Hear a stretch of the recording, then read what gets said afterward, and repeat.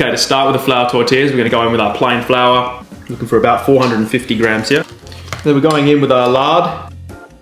Looking for about 100 grams here. So now what you wanna do is just break that lard up, and we're looking to coat each part of the flour with that lard.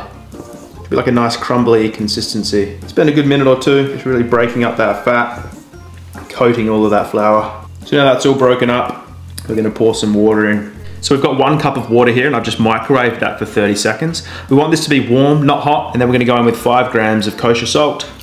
Just give it a stir to dissolve the salt.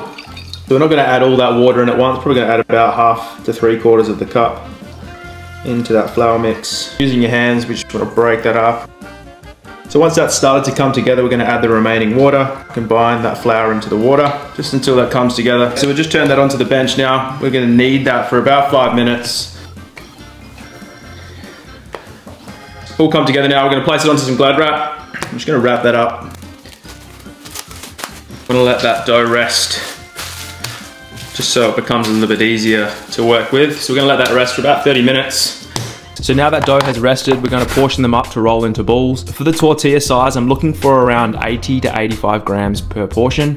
Then to create the ball, just cup your hand and roll until you form a nice small ball, then place onto a tray. We're gonna roll those balls out now into the tortillas. Just gonna flour that rolling pin. A bit of flour on the work surface or on the chopping board. Gonna push down lightly.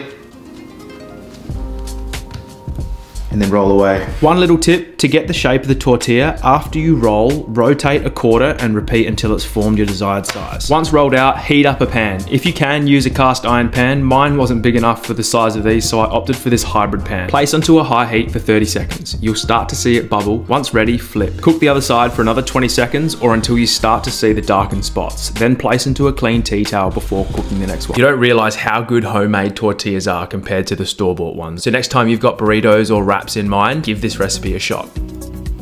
Oh, it's so good. Seriously. Wow.